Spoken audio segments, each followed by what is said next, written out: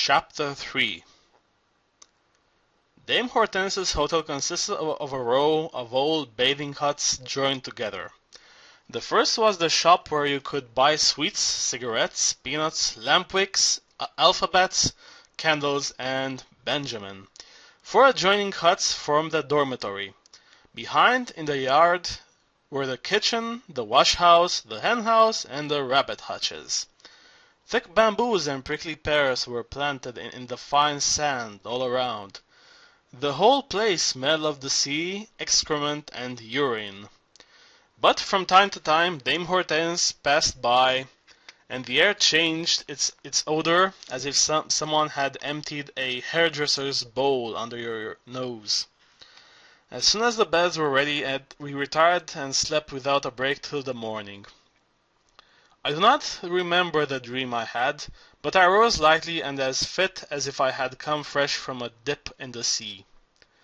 It was Sunday. The workmen were to come on Monday from neighboring villages and begin work at the mine, so I had time this day to take a turn round the shores on which fate had cast me. Dawn was hardly peeping through when I started out. I went past the gardens, followed the edge of the sea, hurriedly made my acquaintance with the water, earth, and air of the spot, picked wild plants, and the palms of my hands became redolent with savory sage and mint. I climbed the hill and looked around. An austere countryside of granite and very hard limestone, dark carob and silvery olive trees, figs and vines. In the sheltered hollows, orange groves, lemon and medlar trees. Near the shore, kitchen gardens. To the south, an expanse of sea, still angry and roaring as it came rushing from Africa to bite into the coast of Crete. Nearby, a low, sandy islet, flushing rosy pink under the first rays of the sun. To my mind, this Cretan countryside resembled good prose, carefully ordered, sober, free from superfluous ornament, powerful and restrained. It expressed all that was necessary with the greatest economy. It had no flippancy, nor artifice about it. It said what it had to say with a manly austerity. But between the severe lines one could discern an unexpected sensitiveness and tenderness. In the sheltered hollows the lemon and orange trees perfumed the air, and from the vastness of the sea emanated an inexhaustible poetry. Crete, I murmured, Crete, and my heart beat fast. I came down from the little hill to the edge of the water. Chattering girls appeared with ficus as white as snow, long yellow boots, and skirts tucked up.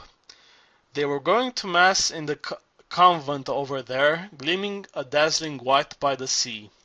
I stopped. As soon as they noticed me, the girls' laughter ceased. At the sight of a strange man, their expression became one of wild distrust. Their whole bearing from head to foot was suddenly on the defensive. Their fingers clutched nervously at their tightly buttoned blouses. Fear surged in their blood. For centuries the corsairs had made sudden incursions on the whole of the Cretan coast facing Africa, ravishing youths, women, and children. They bound them with their red belts, threw them into the bottoms of their ships, and set sail to sell them in Algiers, Alexandria, Beirut. For centuries the waters round these shores, festooned with black trees, have resounded with lamentations. I watched these frightened girls advance, clinging together as if to form an impassable barrier. It was an instinctive reaction, indispensable in earlier times, and today repeated without reason. A bygone necessity dictated the rhythm of their movements. As the girls passed in front of me, I quietly stepped aside, smiling, and immediately, as if they suddenly felt that the danger they feared had passed centuries ago, and that they had awakened in our age of security, their faces lit up, the serried line of battle spread out, and, altogether, They bade me good day in clear and light-hearted tones. At the same time the merry, sportive bells on the distant convent filled the air with sounds of rejoicing. The sun had risen, the sky was clear. I crouched among the rocks, perched like a seagull on a ledge, and contemplated the sea. My body felt powerful, fresh and obedient, and my mind, following the waves, became itself a wave, unresisting, submissive to the rhythm of the sea. Then my heart began to swell. Obscure, pleading, and imperious voices rose within me. I knew who was calling to me. Whenever I was alone for a moment, this being cried out in an anguish of horrible presentiments, transports, and mad fears waiting to be delivered by me. I hurriedly opened Dante, my traveling companion, in order not to hear and to exorcise the fearful demon. I turned over the pages, reading a line here and there, or a tercet, and committing to memory the entire canto. Out of those fiery pages the damned rose howling. Halfway up the rocks, wounded souls sought to scale a precipitous mountainside. Higher still, the souls of the blessed moved among the emerald fields like brilliant fireflies. I wandered from the highest to the lowest region of the terrible house of destiny. I went freely about hell, purgatory, and paradise, as if in my own dwelling. I suffered, I awaited, or tasted beatitude, carried away as I was by those superb verses. Suddenly I closed my Dante and looked out over the sea. A gull, its breast resting on the water, rose and fell with the waves, abandoning itself to them and enjoying the pleasure of abandonment. A young sunburnt and barefoot appeared at the water's edge singing love songs. Maybe he understood the pain they expressed, for his voice had begun to grow hoarse, like that of a cockerel. For hundreds of years, Dante's verses have been sung in the poet's country. And just as love songs prepare boys and girls for love, so the ardent Florentine verses prepared Italian youths for the day of deliverance. From generation to generation, all commune with the soul of the poet, and so transform their slavery into freedom. I heard a laugh behind me, and at once fell from the Dantesque heights. I looked round and saw Zorba behind me, his whole face creased with laughter. "Well, boss, this is a fine way of going on," he cried. "Here I've been looking for you for hours, but how could I know where to get hold of you?" Seeing I remained silent, he continued, "It's gone midday, the hen is cooked, the poor thing'll be dropping to bits, you know." "Yes, I know, but I'm not hungry." "Not hungry?" Zorba exclaimed, slapping his thighs. "But you've not had a bite since morning. The body's got a soul, too. Have pity on it. Give it something to eat, boss. Give it something. It's our beast of burden, you know. If you don't feed it, it'll leave you stranded in the middle of the road." I had despised the pleasures of the flesh for years, and, if possible, I would have eaten secretly as if committing a shameful act. But so that Zorba would not grumble, I said, "All right, I'm coming." We started off in the direction of the village. The hours amongst the rocks had passed as time passed between lovers like lightning. "Were you thinking of the lignite?" Zorba asked with some hesitation. "And what else do you expect me to be thinking about?" I replied, laughing. Tomorrow we'll start work. I had to make some calculations." "What's the result of the calculations?" he asked as he made his way carefully. "After 3 months we must extract 10 tons of lignite a day to cover expenses." Zorba looked at me again, this time anxiously. A little later he said, And why the devil do you have to go down to the sea to make calculations? Pardon me, boss, for asking this question, but I don't understand. When I have wrestled with figures, I feel I'd like to stuff myself into a hole in the ground, so I can't see anything. If I raise my eyes and see the sea, or a tree, or a woman, even if she's an old, dam, if all the sums and figures don't go to blazes, they grow wings and I have to chase them. But that's your fault, Zorba, I said to tease him. You don't concentrate. Maybe you're right, boss. It all depends on the way you look at it. There are cases even wise old Solomon. Look, one day I had gone to a little village. An old grandfather of 90 was busy planting an almond tree. What, Granddad? I exclaimed. Planting an almond tree? And he, bent as he was, turned round and said, My son, I carry on as if I should never die. I replied, and I carry on as if I was going to die any minute. Which of us was right, boss? He looked at me triumphantly and said, That's where I've got you. I kept silent. Two equally steep and bold paths may lead to the same peak. To act as if death did not exist, or to act thinking every minute of death, is perhaps the same thing. But when Zorba asked me the question, I did not know. Well, Zorba said mockingly, don't worry, boss. You can't argue that out. Let's talk of something else. Just now I'm thinking of the chicken and the pilaf sprinkled with cinnamon. My brain's steaming like the pilaf. Let's eat first, ballast up first, then we'll see. Everything in good time. In front of us now is the pilaf. Let our minds become pilaf. Tomorrow the lignite will be in front of us. Our minds must become lignite. No half measures, you know. We entered the village. The women were sitting in their doorways gossiping. The old men, leaning on their sticks, were silent. Under a pomegranate tree, laden with fruit, a little shriveled old woman was delousing her grandson. In front of the cafe, an old man with a grave, concentrated expression and an aquiline nose was standing erect. He had a distinguished air. He was Mavrandoni, the village elder who had rented the lignite mine to us.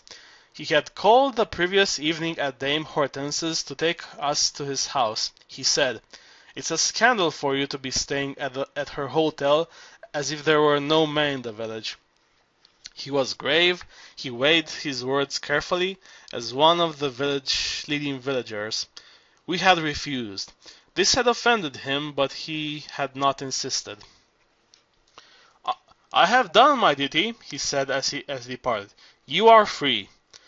A little later he sent us 2 cheeses, a basket of pomegranates, a jar of raisins and figs, and a demijohn of arrack.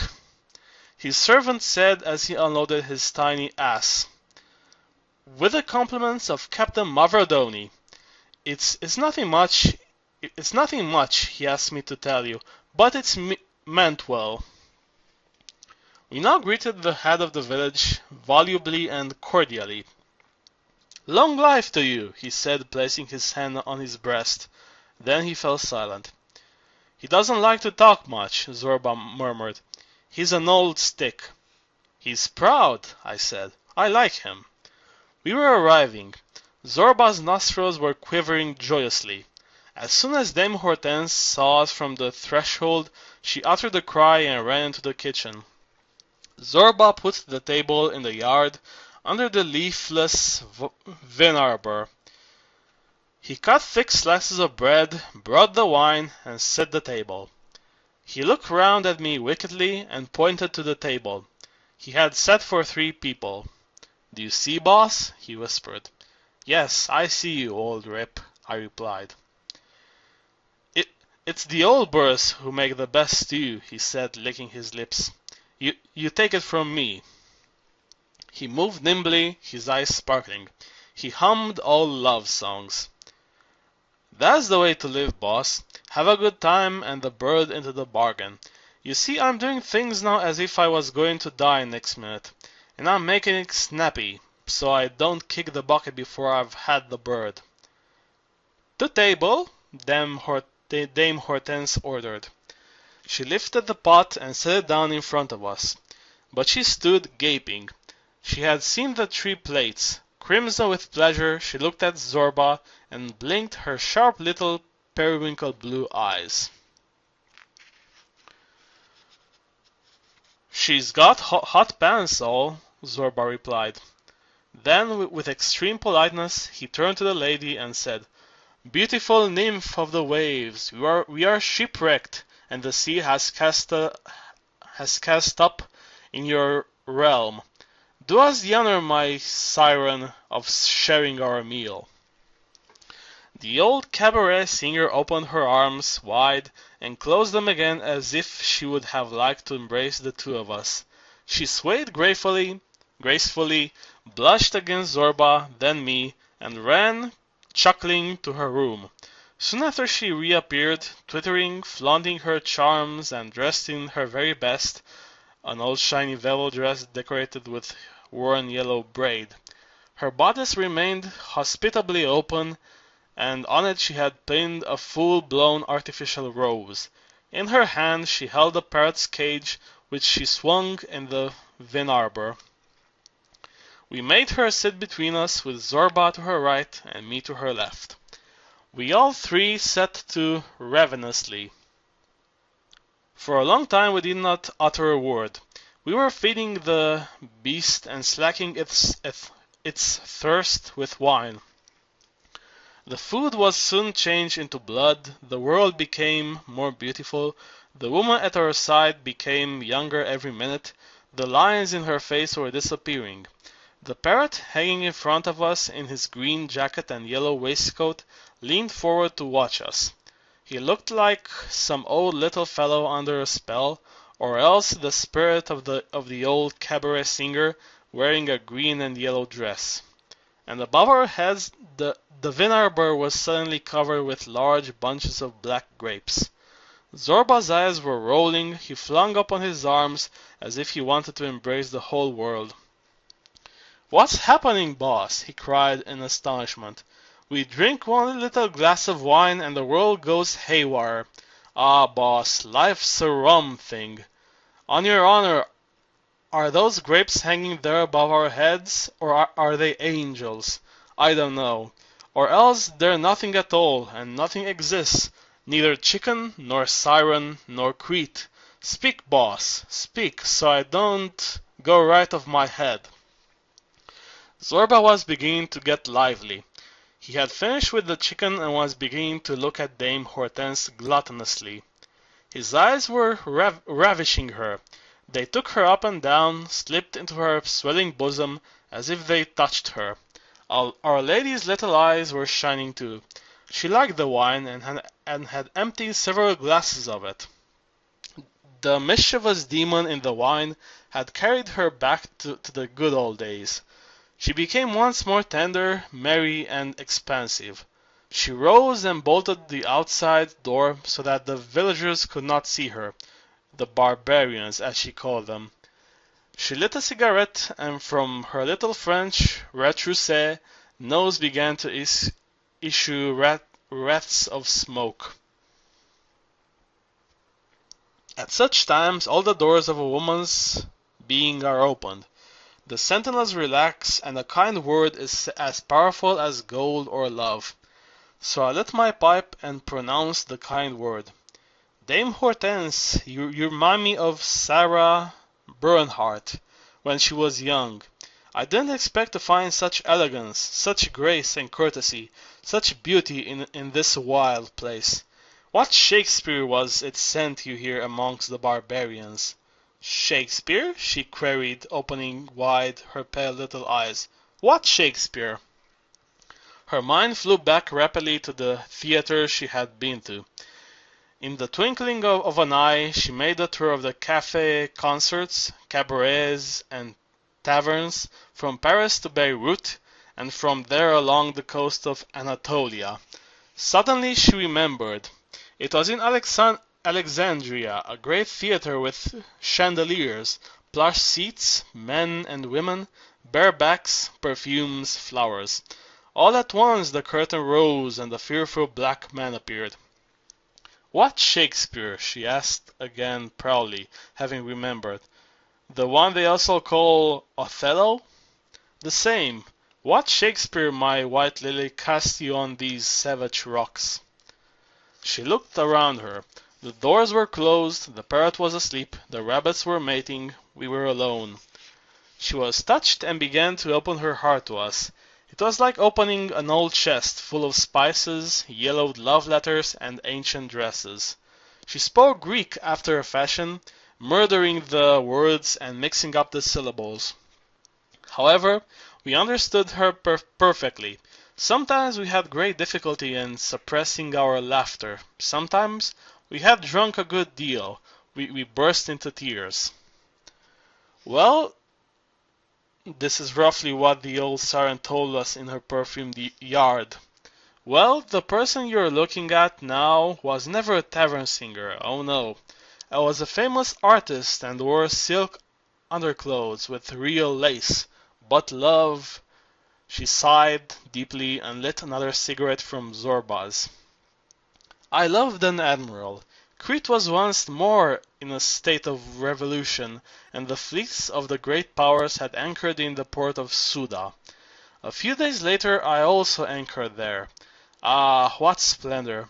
You should have seen the four admirals, the English, the French, the Italian, and the Russian. All gold braid, patent leather, shoes, and plumed hats. Like cocks. Great cocks with weighing from 12 to 15 stone each. And what beards! They were curly, silky, dark, fair, grey, red, and how nice they smelt! Each one had his own particular perfume. That's how I could distinguish between them in the dark. England smelled of eau de cologne, France of violets, Russia of musk, and Italy, Italy dotted on patchouli. My God, what beards, what beards! Many times when we were gathered on board the flagship, we talked about the revolution. Their uniforms were unclasped and my silk chemise was sticking to my skin, because they poured champagne over it. It was summer, you know. We were speaking about the revolution, having a serious conversation, and I caught hold of their beards and begged them not to bombard the poor dear Cretans. We could see them through the binoculars of a rock near Chania. They looked tiny, quite tiny, like ants with blue breeches and yellow boots. And they shouted and shouted, and they had a flag. There was a movement in the bamboos which surrounded the yard. The old female warrior stopped, terrified. Between the leaves, wicked little eyes were gleaming. The village children had sensed we were juketing and were spying on us. The cabaret singer tried to rise to her feet, but she could not. She had eaten and drunk too much. She sat back in a sweat. Zorba picked up a stone. The children scattered, screaming. "Go on, my beauty. Go on, my treasure," Zorba said, and pushed his chair still closer to her. So I said to the Italian admiral. I was more familiar with him. I seized his beard and said to him, "My Cannavalo," that was my name. "Please, my little Cannavalo. No boom boom, no boom boom." How many times the woman you see here has saved the Cretans from death. How many times the guns were ready loaded, and I seized the admiral's beard and wouldn't let him boom boom. But what thanks have I ever had for that? Look what I get in the way of decorations. Dame Hortense was angry at the ingratitude of man. She struck the table with her soft and wrinkled fist. Zorba stretched out his practiced hand over her parted knees and seized them, carried away by a feigned emotion, and he cried, "My Bubulina! For pity's sake, no boom boom!" "Hands off!" our good lady said, chuckling.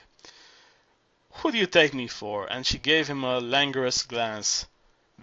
"There's a God in heaven," said the crafty debauchee.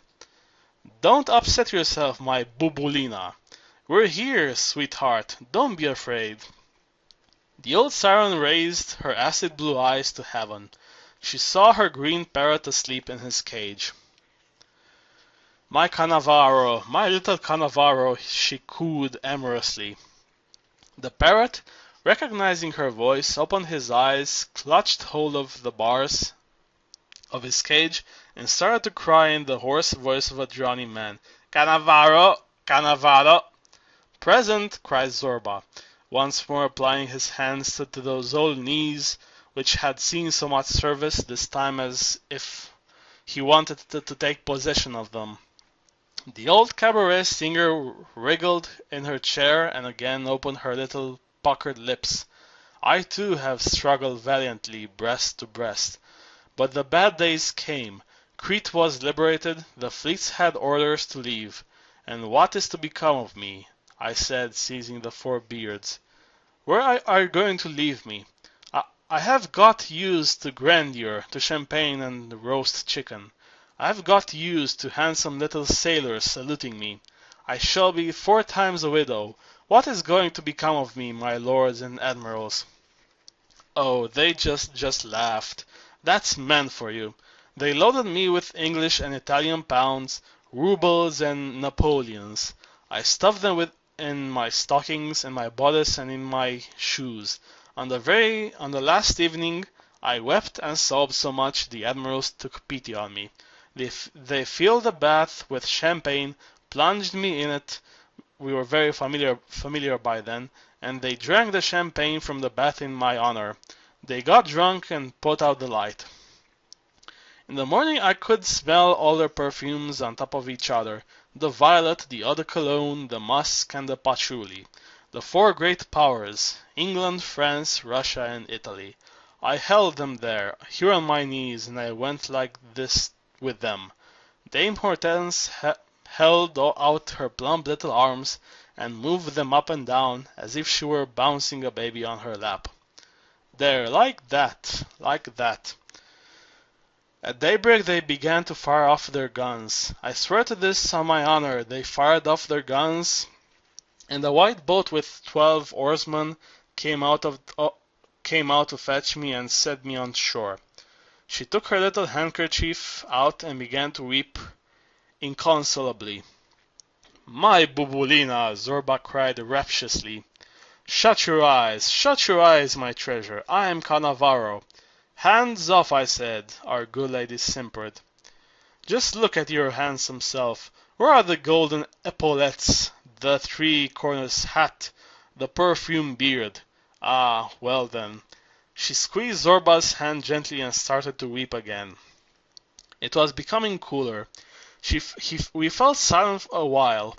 The sea behind the bamboos was sighing. It had at least become gentle and peaceful. The wind had fallen, the sun sank to rest. 2 crows passed over our heads, and their wings whistled as if a piece of silk was being torn, the silk chemise of the songstress. The evening light fell like a spray of golden dust over the yard. Dame Hortense's fanciful lips caught alight and quivered in the evening breeze, as if they wanted to take flight and carry the fire to her neighbors' heads. The golden light fell on her half-bared bosom, her parted knees which had grown fat with age, the lines in her neck, her worn-out court shoes. Our old siren shuddered.